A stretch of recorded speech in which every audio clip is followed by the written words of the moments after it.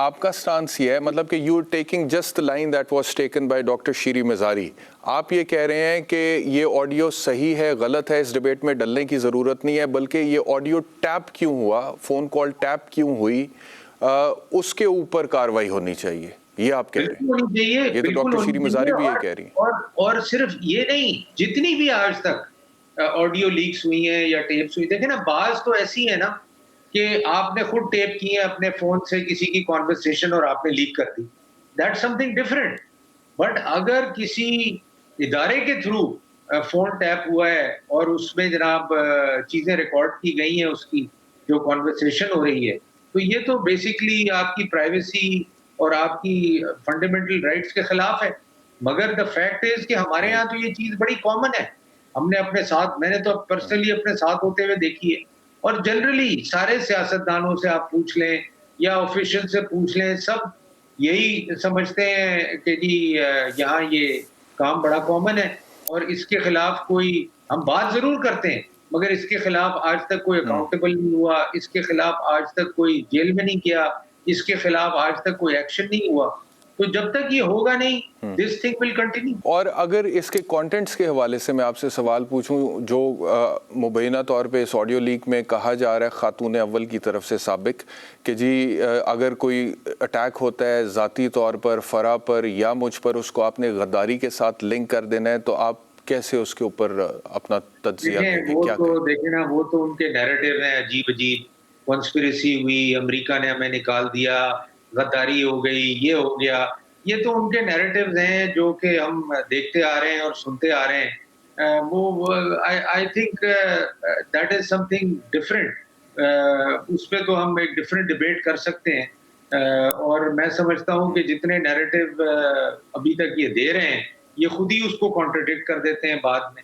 अब इन्होंने खुद ही लेटर लिखा असिस्टेंट सेक्रेटरी लू को इन वाशिंगटन कि जी we want to clarify our position, we want to, तो ये खुद ही ये नैरेटिव लेके आते इन्होंने हैं। खत लिखा या फिर खत इनके लिखा है वो ओहदेदार मीडिया जाकर में। मिले हैं, जिस तरह के ख्वाजा आसिफ ने कहा है कि इनके एक ओहदेदार जाकर वहां पर डोनाल्ड लू को मिले हैं और उन्होंने ज़रूर माफी मिले मांगी होंगे, है, और मरियम नवाज ने ज़रूर जलसे में मिले भी इस बात का जिक्र किया। कोई मुलाकात हुई है या कोई खत लिखा है आपके सोर्सेज के खत तो मुताबिक? मीडिया में देखा है मैंने।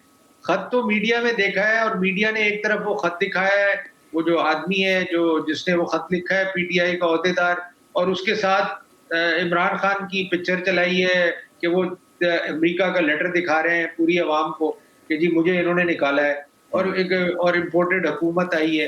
देखें, what they are not realising is कि इनको इनके लोगों ने और ऑपोजिशन ने मिल के निकाला है। when they realize this, ये सारे नैरेटिव खत्म हो जाएंगे and they will be able to focus of problems within PTI। नहीं तो आपको इनको लगता नहीं कि अगर ये बात दुरुस्त है, क्योंकि अभी तक तो ये ज़राए की खबर है और ख्वाजा आसिफ साहब का इल्ज़ाम है, लेकिन अगर इसमें कोई सदाकत है तो क्या फिर दे हैव एक्चुअली रियलाइज्ड? क्योंकि ख्वाजा आसिफ तो ये कह रहे हैं ना कि डोनाल्ड लू से पाकिस्तान तहरीक इंसाफ की माफ़ी से मुतल्लिक तमाम रिकॉर्ड हमारे पास है, वो कहते हैं हमने हासिल कर लिया, और वो ये कह रहे हैं कि अमरीकी हुकूमत से माफ़ी के शवाहिद भी आ चुके हैं, और मज़ीद उनकी ये स्टेटमेंट है कि इमरान खान की हवा निकल गई है इनकी जानिब से, अब डोनाल्ड लू से मिन्नतें तरले किए जा रहे हैं, ये ख्वाजा आसिफ साहब कह रहे हैं। तो अगर ये बात दुरुस्त है तो इसका मतलब है कि उन्होंने अपना पॉइंट ऑफ व्यू रिविजिट किया है इस हवाले नहीं, से। मुझे नहीं पता कि उनके पास क्या है क्या नहीं है, बट ये इसमें इस बात में काफी सदाकत इसलिए है कि वो लेटर तो देखें हमने नहीं बनाया ना, या मीडिया ने तो नहीं बनाया। वो तो लेटर पीटीआई के लेटर हेड पे है, या तो पीटीआई उसको डिनाई करे कि जी हमारे ये फलाने फलाने ओहदेदार ने ये लेटर इशू नहीं किया। वो पीटीआई ने कोई डिनाई नहीं किया, बस वो यही कहते हैं कि जी हमारी तरफ से कोई ऐसी मूव नहीं है। बट बैकडोर में there is proper movement to engage with the United States, and PTI wants to engage with the United States। आपने देख लिया किस तरीके से थ्रू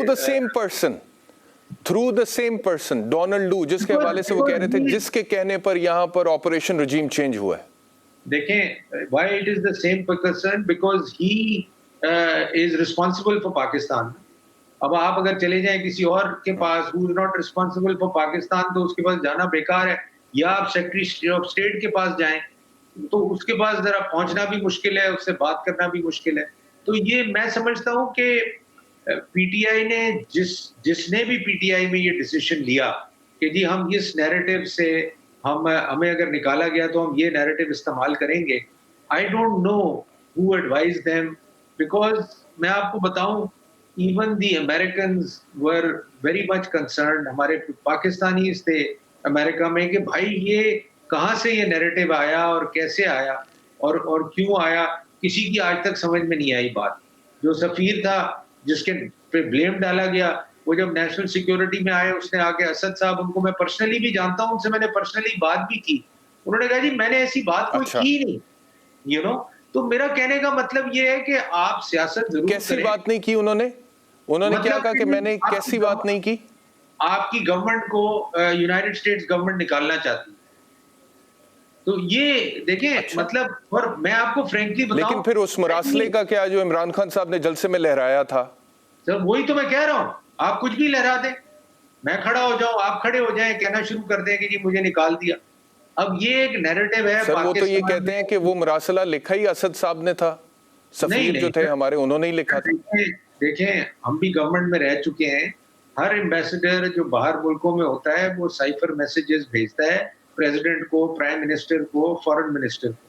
वो अपना मौकिफ देता है, अपनी अपनी सिचुएशन एक्सप्लेन करता है उस मुल्क की, क्या you know how we are being perceived in that country, what is our position in ठीक दैट है, यानी कि कंट्री। आप ये कह रहे हैं मांडवी वाला साहब, आप ये कह रहे हैं कि जो सफ़ीर हमारे अमेरिका में थे, आप उनको ज़ाती तौर पर जानते हैं, मरासला लिखा गया, लेकिन बकौल उनके, आपसे जो उनकी मुलाकात हुई है, बात हुई है, उन्होंने कहा है कि मैंने ऐसी कोई बात लिखी नहीं कि वो हुकूमत तब्दील करना चाहते हैं, इमरान खान को हुकूमत से निकालना चाहते हैं। This is that's a what you are fact, saying. This is a fact.